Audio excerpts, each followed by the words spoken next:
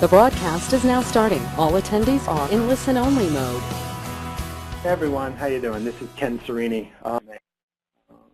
Moving right along, let me talk a little bit about some of the housekeeping rules for the webinar. If anybody has any questions, there's two ways that you can ask questions.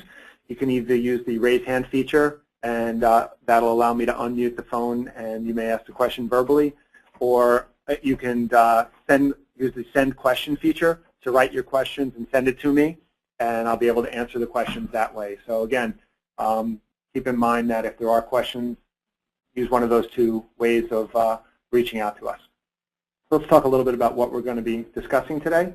We're going to go over, like we do in the front of every one of these calls, we're going to revisit the CPA relationship model. We're going to talk about how to identify opportunities utilizing the 1040. So I'm going to kind of take you through the 1040 and help to identify some opportunities within the 1040 that you can take back to the CPAs that you work with. We're going to talk about the CPA's role in the sales process.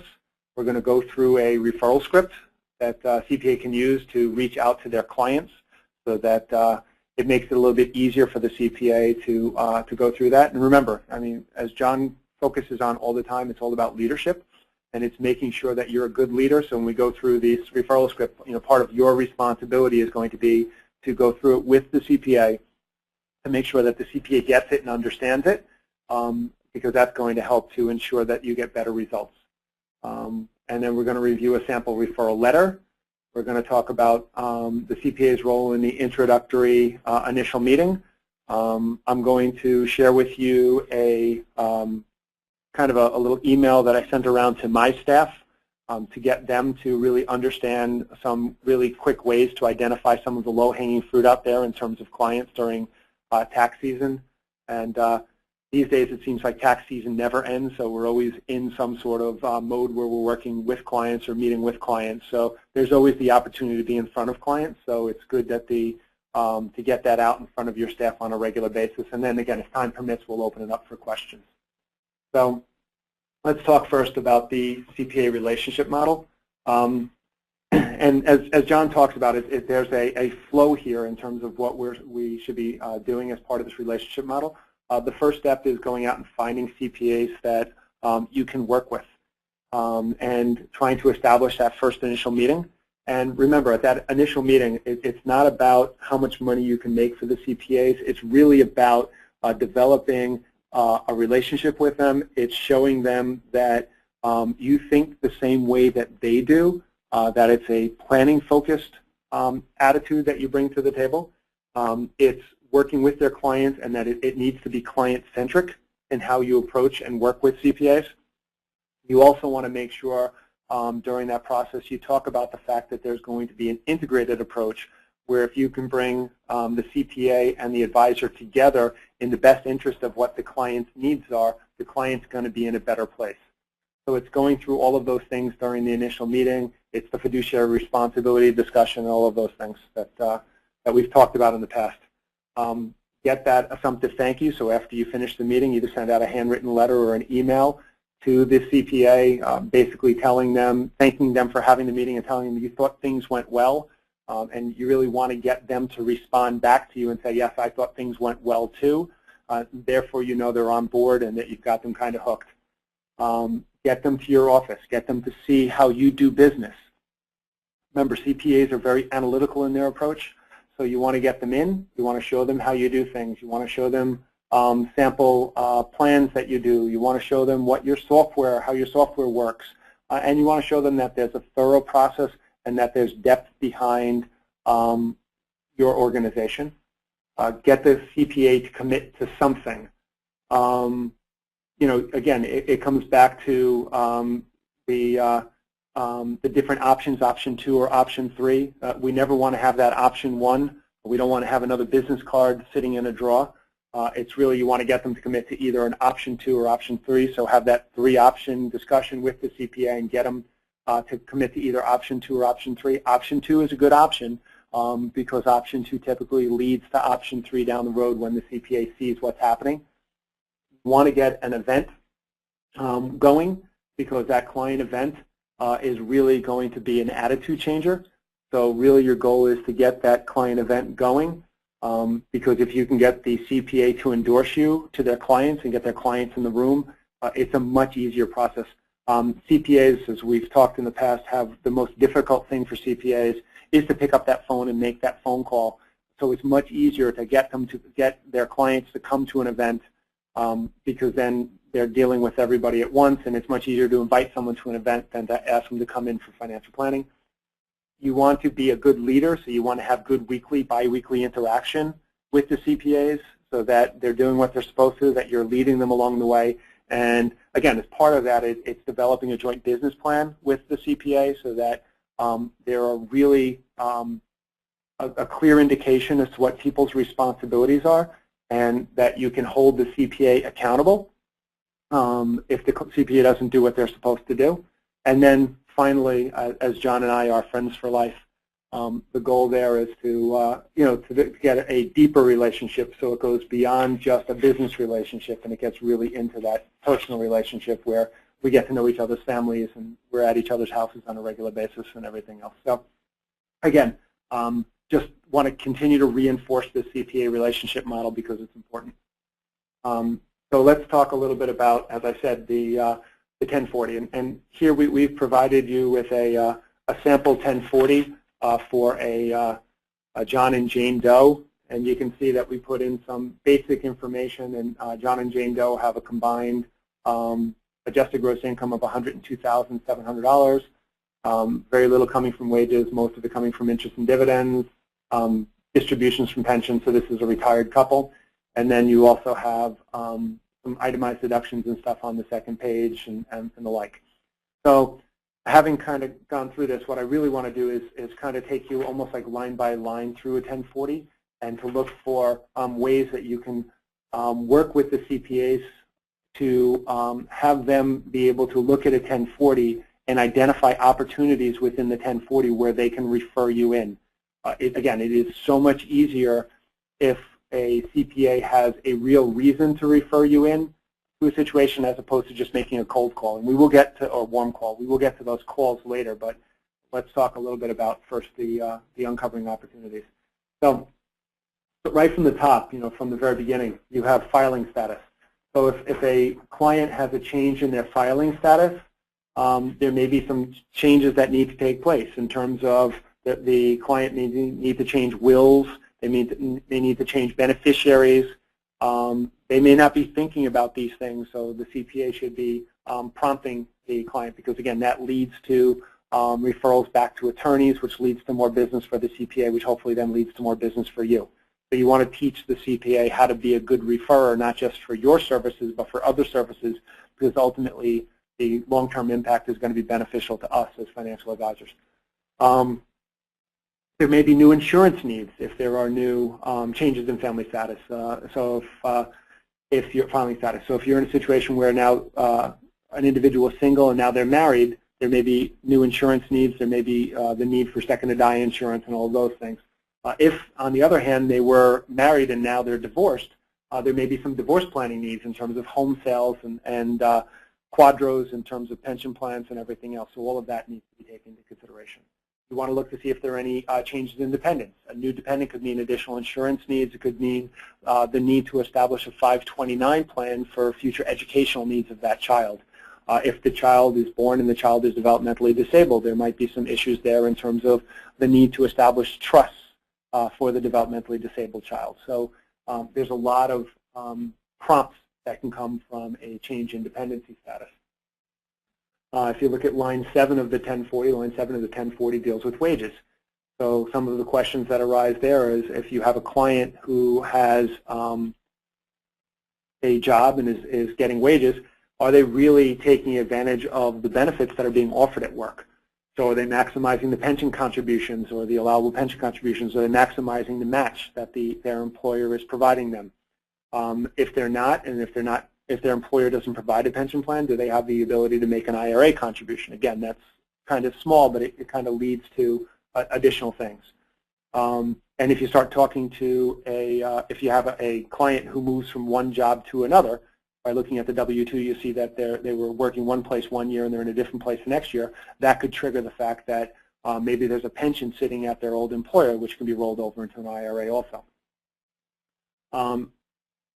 If they are still working, they may be allowed to take a pension distribution while they're still working for the company, some sort of in-service distribution. So again, those are things that you should be looking at in terms of line 7 in terms of wages. If you go to line 8, A or B, if you look at the example that we gave a couple pages back, Mr. and Mrs. Doe had about $6,000 worth of taxable interest and $28,000 worth of tax-exempt interest. This means that they could have, in excess of, and actually probably at this point, probably in excess of $1 million of cash on hand or potential investable assets. So, again, that's a good thing to see and identify that, maybe the Smiths with that level of, and you can see there's really no dividends, they have everything sitting in cash.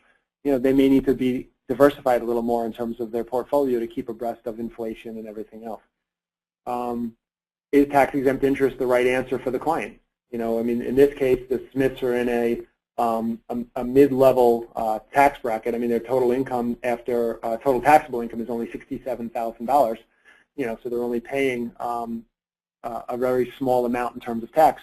It may make more sense for them to invest in something else rather than purely tax exempt to get a higher yield.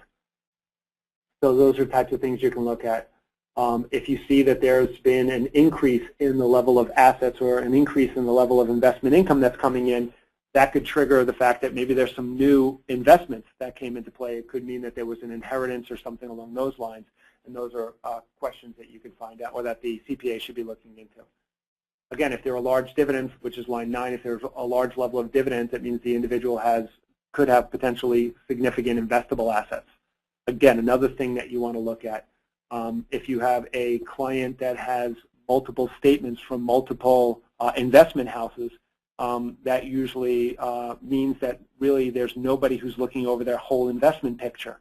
And that could be a good opportunity for them to bring you in and pull everything together under one roof, so that you're really looking at what's best for them instead of having investments all over the place where maybe nobody's really accounting for all of those investments and understanding whether the asset allocations and everything else are appropriate for that client. Have there been any significant changes in dividends that could be impacting stability, predictability of income streams? So if the Does are relying upon dividends or interest to live upon, if there's been some major fluctuations, that could be impacting the amount of income that's coming into them, and it could impact how they live. Or again, those are the types of things that the CPA should be looking at. If there's large dividends from the same company, they could have a concentration of risk, and it could be a potential candidate for option strategies. And again, most CPAs don't know that, and this is a place where you could be a leader and educate the CPA in that area. If on line 11 there is any alimony, when does the alimony end? And when it does, how is the taxpayer, if you're on the side of the individual who's receiving the alimony, how is the taxpayer going to replace that lost income? So what assets are they going to use? If they've got everything invested in cash-based investments, and all of a sudden their alimony dries up, they may not have enough investment income then coming in order to meet their daily needs for cash flow. So again, you should be understanding, or you should be training the CPA to bring you in these situations so that you can work with the individual and help them to think not just short-term and what's happening today, but also help them to focus on the direction that they're going in from a long-term perspective. Moving right along, line 12 deals with business income. So if the client has their own business, are they taking advantage of maximizing in pension plans, whether it be some sort of KEO or a pension plan or IRA or whatever. So you want to make sure that they are focusing on maximizing their contributions to pension plans. Does the individual have, if it's a sole proprietorship, which is what a Schedule C would be on line 12, do they have a business continuity plan or a succession plan? What happens if something were to happen to them? How is the business going to continue, especially if the majority of the income is coming in from one of the two taxpayers and the spouse maybe has very little income? If the taxpayer were to pass away, how is that income going to be replaced? So are there proper life insurance policies in place to be able to replace the lost income if the business owner were to die. So that's the type of thing that needs to be considered. Line 13 deals with capital gains and losses. So one of the things you want to look at, if you see that there's a lot of capital gains and losses, that could signify that there's investable assets. So was there a home sale that took place, and all of a sudden you've got this new influx of cash that's coming into the business? Again, as I mentioned before, was there an inheritance into the personal situation? Was there an inheritance? It could show, if you're seeing a lot of capital gains and losses, could show improper segregation of assets based upon the taxpayer's age. So you want to really take a look at how the assets are segregated if you've got an older couple like the Does, and let's say for argument's sake that they're 68 years old. If they are sitting with 70% of their assets sitting in equity-based investments, that's probably not a right mix for that client, as we all know. But really, is the CPA looking at those types of things?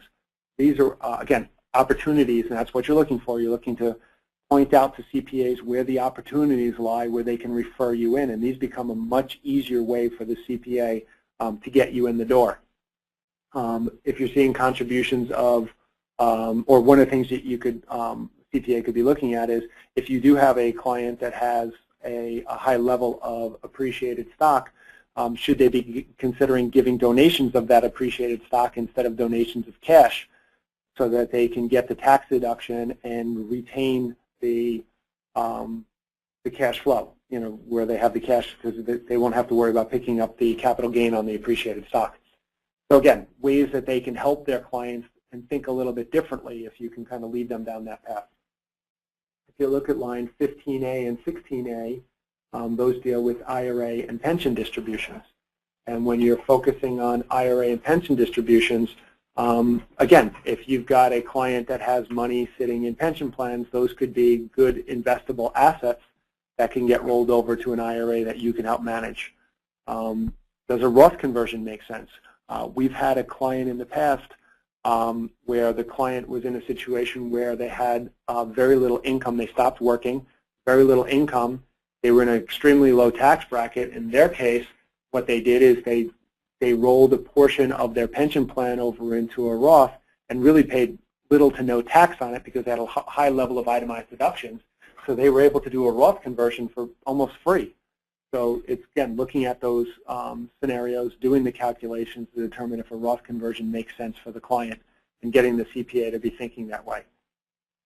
Does the taxpayer have old annuities that could be rolled into newer annuities that are more appropriate and have better features? So again, it's looking at the annuities that a client may have and saying, are these really the right vehicle for the client to have at this point, or is there a better product or a better option for that client? Line 17 focuses on rental income and partnership income. It deals with S-corps and trusts. So anything that's coming through a K-1 to a taxpayer would go on line 17. And again, when you're dealing with a client that has a K-1, it typically means they have some level of business or rental property in place. So if they have a business, who's handling the pension plan for the business? And that might be an opportunity, again, to bring you as the financial advisor in to not only then work with the owner of the company in terms of investing the pension, but maybe even get into the company and help to provide services to the employees of the company. So it could open up a FEPS deal for you. So that's something that you should be looking at. If there are multiple owners of the company, are there buy-sell agreements in place? And if there are buy-sell agreements in place between the partners or the shareholders, how is that buy-sell agreement funded?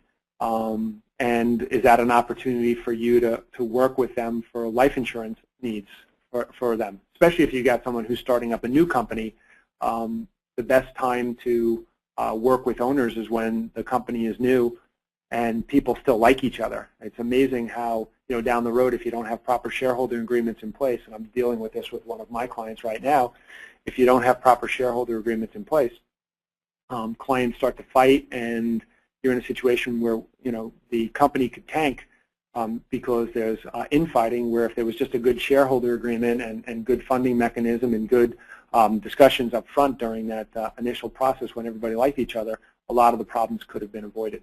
So again, working with the CPAs on that.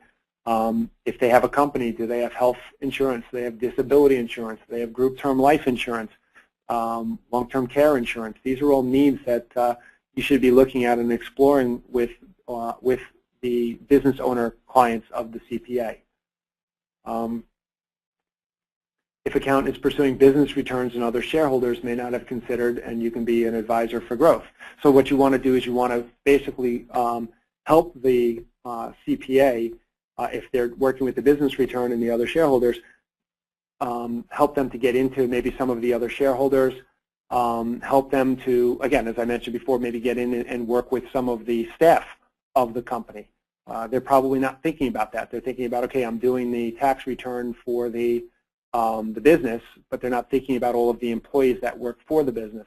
And that you may be able to help them to market, teach them how to maybe set up a day during tax season where they go into the company and do tax returns for employees of the company. Again, the more the accountant can pick up new tax returns, the more opportunities that opens for you. Again, there could be, if you're dealing with business owners, you might have trust and estate issues that come from business owners, especially if you've got high wealth individuals, because a business represents the largest portion of the assets of an individual. How does that get handled? How do you transfer the asset upon death? All of those types of things become issues. So they're typically in a business environment where you've got a business that's worth a lot of money. You've got a whole lot of trust and estate issues that come into play. So that's, again, another issue that they should be thinking about. If you've got a client that has or is collecting unemployment, that means that they're no longer working, which means also that they may have a pension plan sitting around from a former employer. And you may want to go or they may want to go back and talk about, hey, what's happening with those assets that are sitting with that former employer, and see if there's a way that those assets can be directed to you as the financial advisor. Line 21 looks at other income. And some of the stuff that you can typically see in other income is stuff like gambling or lottery winnings. And if you've got a client that had gambling or lottery winnings, that could be could signify a new source of investable assets. So again, just some things within the tax return that, from an income perspective, that you want to be thinking about with respect to the clients. Line 28 looks at self-employed, SEP, simple, and qualified plans. So is the individual making qualified contributions? If not, why? You want to gain an understanding of why they're not making the contributions, because A, it's going to help from a taxable income perspective, and most people should be socking away money. And do they have the right, the other question is, do they have the right plan in place to begin with? They may have a pension plan, but really, is it the right pension plan for them? And again, that becomes another opportunity to bring you in and to talk to the client to really gain an understanding of what pension plan do they have in place. Are they maximizing the benefit for themselves with the pension plan that they have available? And again, where are the pension assets invested? Those should be invested with you, and you want to try to pull those assets older. If you're dealing with an older taxpayer, are they maximizing the catch-up provisions within the pension to be able to put away extra dollars into their pension plan or making extra pension contributions? As I mentioned before, you want to understand the nature of the employee makeup within the company and what opportunities that exist within the employees to get the employees on board to be financial advisor clients for you and to be tax clients for the CPA. So it's kind of a twofold thing. If you look at line 29, if you have an individual who's self-employed, it'll dictate whether that individual has a health insurance plan in place and whether they have self-employed health insurance. If they have self-employed health insurance, who's handling the health insurance? That could be a good opportunity for you to get into the company and pick up the health insurance. Line 31A is the deduction for alimony paid. So again, going back before we talked about if the individual is receiving alimony, when does that alimony end? Because you want to make sure that there's income or that you're able to replace the income they're going to lose from the loss of the alimony. The converse occurs for the person who's paying the alimony. You want to understand when that alimony ends, because that's going to provide them with potentially additional investable dollars once the alimony is over, and you want to be able to capture those investable dollars and figure out what's the best use of those funds. again, it's all coming back to teaching the CPA how to identify so that you can do proper planning on behalf of the CPA. If you see that a client is taking an IRA deduction, which is on line 32, really, again, is the IRA the best choice, or are there better options for that individual? Should they be taking advantage of a pension plan that's available at work? Should they be taking advantage of some sort of self-employed pension plan if they're self-employed? If they do have an IRA, what type is it? Is it a regular IRA, traditional IRA, or is it a Roth IRA? Is a Roth IRA a better option for them? A lot of clients don't know this, and a lot of CPAs aren't necessarily looking at these types of features. They're really just going in and preparing a tax return. And again, the goal now is to try to get the CPA to be a different type of thinker, because you really want them to be able to identify not just tax issues but financial planning issues to be able to refer them over to you. If the individual is older, is the individual maximizing, as we mentioned before, the catch-up provision within the IRA? So those are just some areas within the 1040 that we're looking at within our firm, and we're trying to get our staff to be a little more proactive in looking at these types of issues. And again, as I mentioned before, I mean, tax season doesn't necessarily end on April 15th anymore. We as a firm are doing tax returns long into September, October, with the understanding that they're all due by October 15th. So, that tax season is really now an extended season. So you really, at any point in time of the year, you're really in a situation where when the CPAs or anybody on their staff are sitting down with their clients, they really should be reviewing the 1040 as a tool so that they can go through and really identify and harvest situations that would be good referral sources. And as I said before, it's very, very difficult, and we're going to get into the CPA call in a minute, but it's very, very difficult for a CPA to pick up the phone and make a call to a client. It was difficult for me when I started working with John, and John really had to push me to make a lot of these calls, and I think I'm a little more outgoing than some of the other CPAs out there. But it's much more difficult for the CPA to go out there and make these phone calls. It's much easier when the client is sitting across from them. It's much easier when the CPA has client information that they can then just use to leverage a introduction to you, because when you look at the client's situation, the CPA can look at it and say, okay, there are really indications within this tax return that show that the client should be sitting down and working with the advisor. So again, just something to press because it does make a whole lot of sense, and it's a much easier transition for the CPA. So moving along, I want to talk a little bit about the CPA call to the client referring advisor script. There are different ways that you can do this. We'll kind of go through this script. I'll go through a couple other options that I have used in working with my clients, and this way you can kind of figure out what's the best fit. So in this case, this version of the script really looks at just the CPA calling up their client. And again, you want to practice this with the CPA. You want to walk them through this.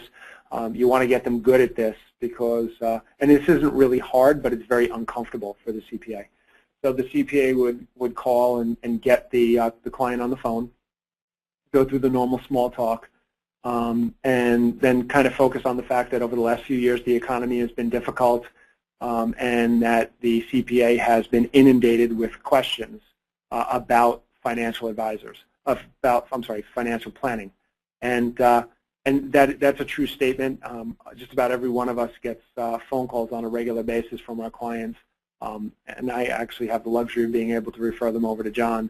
And you want to be that resource for the CPAs you're working with.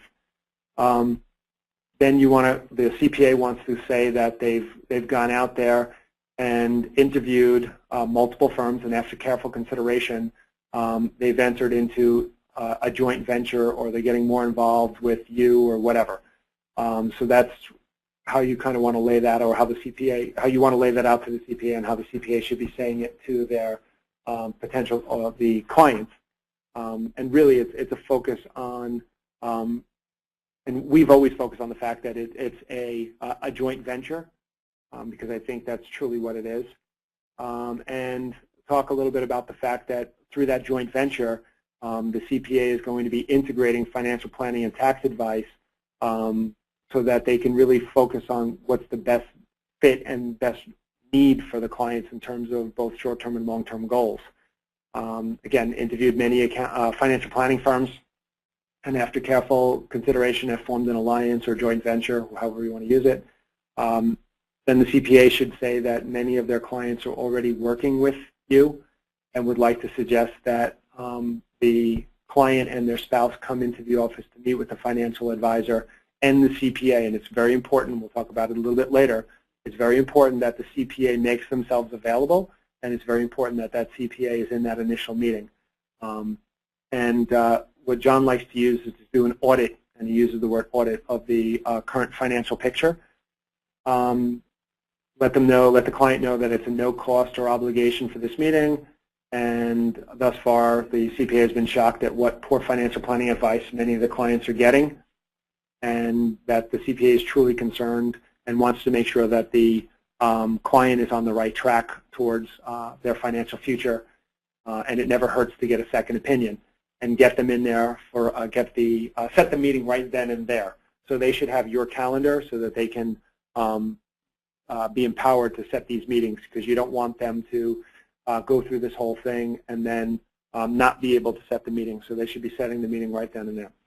Another thing that we've done when we first started working with John is I reached out to my 10 best clients, and 10 clients who I felt were I've had a longer-term relationship with, 10 clients who I felt were clients that had a higher net worth, and I reached out to them and I told them that we had been getting, very similar to this, we've been getting a lot of phone calls regarding financial planning. A lot of our clients were asking us to get involved in their financial situation. While we are CPAs and we have a financial background, we didn't feel comfortable that we alone could handle the financial needs of our clients. So because our clients were asking us, we went out and we interviewed a bunch of different financial advisors, and we found one that we were very, very comfortable with, and one that we thought shared the same vision that we did in terms of how they service their clients. It was a client-centric approach. They cared about planning. They cared about a holistic approach to dealing with their clients, which is very similar to what we do. And we asked these clients if they could do us a favor and come in and meet with the financial advisor, in this case John, we were interested in getting their opinion as to what they thought about John and to find out if they felt as highly about him as we did. And because we reached out to our clients and we asked them to do us a favor, and we asked them to come in and take a look at the situation and to talk to John and see if he would be a good fit for the financial planning arm of our practice, they were more than happy to come in. They felt like they were doing us a service and they were helping us out, which the clients were happy and thrilled that we reached out to them and thought as much about that much about them. And it was funny because we brought all 10 of them in, and all 10 of them became clients, joint clients of ours and John's. So again, that's another good way to do it, is really reaching out to the clients and telling them that you'd like them to come in and really look at the relationship that you've established. And the clients really appreciate the fact that you think enough of them to do that. Another thing that we did early on when we first started working with John is we sent out a letter to our clients to make sure that our clients understood that we were getting involved in this relationship. It makes the phone calls much easier if you've already prepped the client base by sending out a letter. So again, here's a sample letter. I'm dear client, hope this letter finds you well. As you know, the last couple of years have been very difficult in the economy, very similar to what's in the script that we just went over, I've been inundated with questions and concerns from my clients regarding their personal financial affairs. As a firm, after careful consideration, we have decided to get more involved in our clients' financial affairs. We have decided to bring in an outside financial planning firm to partner with our firm. So again, a lot of the same situation that's in that initial reach out to the clients or phone call to the clients. We believe integrating financial planning and tax advice in concert with our overseeing the entire process will helpful to our clients in reaching their long-term goals. We have interviewed many firms and after careful consideration have formed an alliance with Cotton & Associates, one of the leading financial planning firms at Ameriprise Financial. And again, you would customize this to match out to your qualifications and your who you are. And in this case, John talks about him being a Barron's Top 100 Independent Advisor. Many of our clients are already working with them, and I would like to suggest that you and your spouse come into the office and meet with a member of the team and myself to do an audit of your current financial situation. So I'm not going to take you through the rest of the letter, but really the goal here is if you get this letter out, it makes those phone calls a lot easier, because then when the CPA makes the phone call, the client isn't surprised with, oh, you've gotten into financial advising. They've already received a letter. They've already been notified that your firm has jumped into financial the advisory area. One of the things that this letter says, it says, please give me a call so we can set up a meeting in my office. When we did this letter as a firm, we actually told the clients that we were going to be reaching out to them to try to set up a meeting. So we were actually a little more proactive. If you can get your CPAs to be more proactive in the process instead of being passive, instead of saying, please give me a call, if you can get the CPAs to really be a little more proactive, since you're going to be trying to get them to sit down and make the phone calls anyway, you know, you may want to change that last sentence and say that we will be calling you to try to set up a meeting. So this way, when the client gets the phone call, they're already prepared for the phone call, and if they've read the letter, they know the phone call is coming. So just something a little bit different there. As I mentioned a couple times, it's very, very, very important for the CPA to be in that initial meeting. There are several reasons why the CPA should be in the initial meeting. That initial meeting is the most important meeting. It's the place where the client is coming in. The client is meeting you for the first time. The client doesn't know you, but they know and trust the CPA. At the end of the day, the client's going to be interested in what the CPA has to say and what the CPA thinks anyway, since they're the ones, the CPA is the one who brought the client to the table. So by having that by having the CPA in the room at the time of that initial meeting, it's going to help to shrink the process down, and it's going to help to ensure that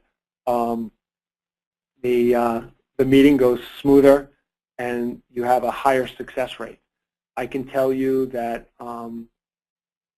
in the meetings that John and I have had together where we've both been in the room, our close rate is in the upper 90s, somewhere around 96, 97%. It's sick.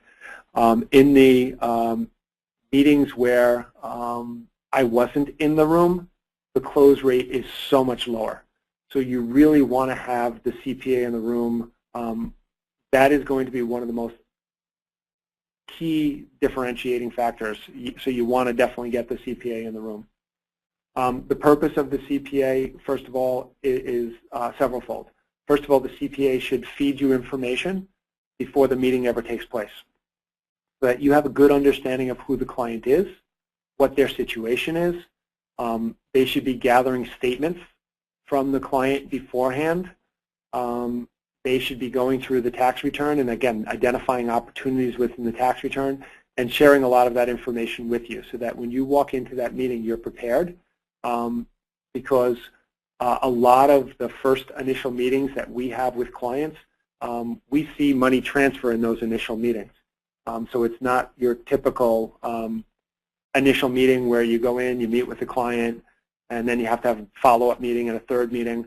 A lot of the money transfers in that initial meeting. So if you're more prepared and you understand what's going on, you could be more enlightened in the discussion that takes place within that meeting, and it's going to set the client at a much better ease. The CPA should also be the one who sits there and ask the question that the client doesn't know to ask. They should be asking questions about how you get paid. They should be asking questions about the different investment options you use. They should be asking questions about how often you're going to meet. They should be asking questions about how often you rebalance portfolios, and all of those types of things that the client really doesn't know to ask. What that does is it makes the client feel that the CPA is on their side, that the CPA is looking out for their best interest. And after the meeting, it helps when the client looks at, and the last thing I have here on the slide is bobblehead. It makes the client, when the client looks over and says, what do you think? And the CPA shakes their head, yeah, sounds good. The client feels much better about it because the CPA went in there, in essence, as an advocate for the client. The CPA asked the difficult questions that the client didn't ask or didn't know to ask. And the client feels that the CPA was really looking out for their best interest. And again, if the CPA prepped you the right way, you were prepared for everything, you knew the situation, you were on top of what the client situation was, so the client feels very, very comfortable with you and the knowledge base that you bring to the table. So it becomes a win-win situation. So you clearly want to have that CPA at the initial meeting. The CPA doesn't have to be at future meetings, but that initial meeting, it is very, very crucial for the CPA to be at that initial meeting. One of the things that we've done, and this is something that you can share with the CPAs that you work with, if a CPA has more than one person on staff, more than just themselves, and there's other people on staff that work within the CPA firm, one of the things you want to try to do, or the CPA wants to do, is since they're not sitting down with every single client, they're not performing or preparing every single return, they're not having all of the conversations with the clients, it's very, very important for that CPA to not only be educated about what to look for, but also to educate their staff as to what they need to be able to look for, to be able to identify opportunities within the client situation. So this is a quick little email that I had sent around to my staff, and I send it around a couple times, and I may change some words in it, but I send it around a couple times during the year so that my staff, because we have changes in staff or whatever, but so that my staff really, top of mind, remember that part of their responsibility within our firm is to do the right thing for the clients, not just from a tax perspective, but do the right thing for the clients from a financial advisory perspective too. So if I can kind of take you through this pretty quickly, you know, it's just notifying the staff that we currently work with, in this case, John Cutton from Ameriprise. As a result, if we can identify clients that need financial planning services, this will help us to build referrals and or generate additional revenue for the firm. And it's important that our staff understand that, you know, as revenue gets built within the firm, they benefit from that also. So we gave them some really, really quick examples of ways that they can identify potential financial planning clients. And this is what I would kind of refer to as a low-hanging fruit. I know we went through all of this stuff in detail as we went through the 1040, or a little more detail as we went through the 1040. But these are some opportunities that are really easy to just kind of put down on a piece of paper for staff, and you could add other ones to this, or the CPA could add other ones to this if they want. So again, if areas where there are really low-hanging opportunities to work with a client from a financial planning perspective, a client that is retiring or separating from service from a job, i.e. laid off or switch positions, there may be a pension plan there that needs to be rolled over. So again, that's one area that we would really stress to our staff to look at. A client that has over $1,000 of interest income or multiple investment statements, as we talked about before, $1,000 of interest income means a fairly decent amount of investable assets. Could be, you know, up to $100,000 of investable assets there. And if they have multiple investment statements, that usually means that there's no one person who's really looking at the overall financial picture of the client, which means the client's not really being serviced correctly. A client that is going through a divorce or receiving a share of assets is something that we want to look at because, again, those are sample examples where there's usually some sort of financial planning needs that needs to take place, whether it be and also legal, because you could be changing wills, changing beneficiaries, all of those things that need to come into play. A client who's won a settlement, so if they won a legal settlement, that's something that you want to identify. Someone that has had a life change, as we talked about, a marriage, child, that may impact life insurance needs, beneficiary changes, and everything else. A client that sold a business or a piece of property. So if you've got clients, if the CPA has clients that have sold a business, again, that's a place where there's potential opportunities there that need to be looked at. Clients going into a business, buy-sell agreements, life insurance to fund those buy-sell agreements, that's important. Client who's had a family member pass away and they received an inheritance. Again, for you, a lot of this stuff is probably a no-brainer, but if you can get the CPA or their staff, many of which are younger, who really aren't thinking about these things, all they're thinking about is getting the tax return done, if you can help them to start identifying some of these things, it'll go a long way in pushing more and more clients over to you. An individual has over $150,000 of adjusted gross income. Again, depending on where in the country you are, that 150 may be ratcheted up or ratcheted down. Here on Long Island, $150,000 is in many cases, for someone who owns a home and has a big mortgage and has to pay high levels of property taxes, 150 is maybe barely living. An individual who's recently won a lottery.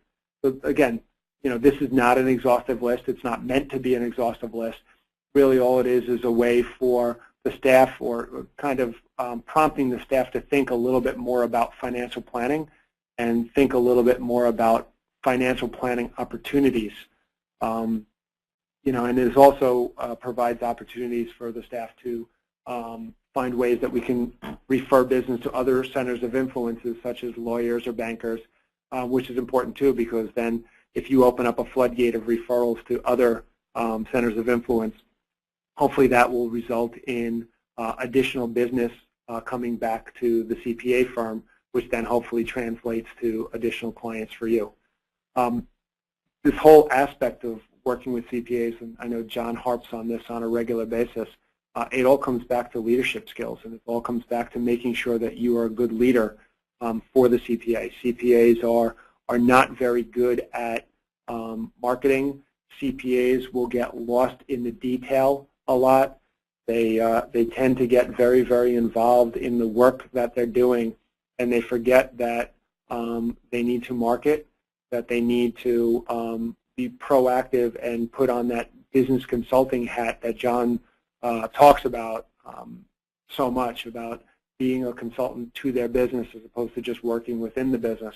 And it really becomes your responsibility as the advisor that's working with them, who has a much stronger understanding of marketing, to kind of work with these CPAs to get them to think differently, to get them to be more proactive in the process. Because if you just leave it up to them, I can tell you right now, they're not going to do it.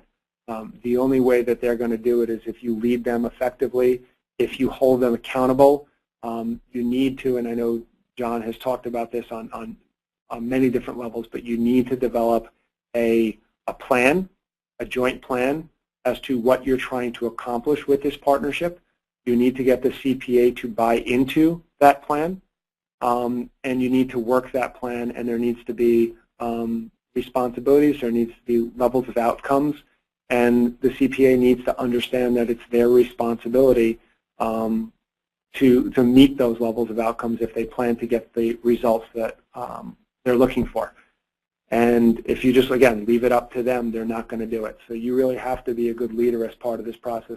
You have to teach them a lot of these skill sets that we're talking about here, because CPAs are not going to be, as I said before, strong marketers. They're really going to be passive in this process. And I know, John had to sit across from me on many occasions and beat me up a bit to get me to pick up the phone and make the phone calls, because it is a very, very, very uncomfortable experience for a CPA to do. That's not kind of how we're built. And it becomes much easier the more the CPA does it. It becomes much easier the more you take them through that process and do examples with them and run them through it and let them see what it's supposed to sound like and let them try it themselves. They're going to make mistakes up front, but just keep working at it with them. And after a while, it becomes a very, very easy process. I know we also talked about earlier during that the whole phase that you want to get an event. It's very, very important for you to, again, work with that CPA to get them to do that initial event because that initial event is really going to make a difference in the process. If you can get that CPA to hold an event, whether it be a large event like a client appreciation event, which is what we did early on in the process, or whether it be smaller events such as dinner meetings or whatever it is, it's very, very important to have those events because, again, it's a much easier thing for the CPA to do to invite a client to an event or invite the client to a dinner than it is to pick up the phone and try to talk to the client about getting them to come meet with you. The other thing is if the CPA does have a lot of clients that come into their office on a regular basis during tax season, you want to make sure that during tax season that you find out what the heavy traffic days are within the office and just try to be there so that the CPA, after they've kind of gone through this little mini audit of the 1040, can walk the client down to you and be able to have that client sit with you for a couple minutes, introduce the client to you so that the client can put a face to a name, and it becomes a much easier transition for the CPA to be able to say, hey, I'm looking through your 1040. I noticed a couple of these things, and you know, John from Ameriprise happens to be in our office today. Let me bring you down. Let me introduce you. I think it would really make a whole lot of sense if we set up a meeting with John after tax season so that we can go through your financial situation. It's a much easier process that way than having a CPA pick up a phone and make a phone call. So again, any way that you can help to make that process easier for the CPA, any way you can help to facilitate that process so that the CPA feels more comfortable in what's taking place, you're going to be in a much better situation and you're going to have much better results. And kind of in summary of some of what we talked about, make sure that when you do have these meetings, you want to have the meetings at the CPA's office. That's where the client is comfortable. That's where the client has the relationship with the CPA, and what's ultimately going to happen is in that first meeting, the purpose of that first meeting of having the CPA there, as we talked about to facilitate it, that's really a handoff meeting. In that first meeting, the CPA is basically handing off the client to you. So they're there to make sure that the client signs up with you as their financial advisor, and then they're handing, in essence, the client off to you with the understanding that they're going to look at things from 30,000 feet. But really, you are the financial advisor for that client. So from that meeting on, you can have the meetings in your office as opposed to in the CPA's office. But that first initial meeting, it's very important that that takes place in the CPA's office because, A, the client feels a lot more comfortable in that environment since that's an environment that they've been in before, and B, you're going to have a much better chance of getting the CPA to attend the meeting if it's in their office as opposed to getting the CPA to get out of the office and come meet with you. So thank you, everybody, and go out there and work with your CPA to get quantum results.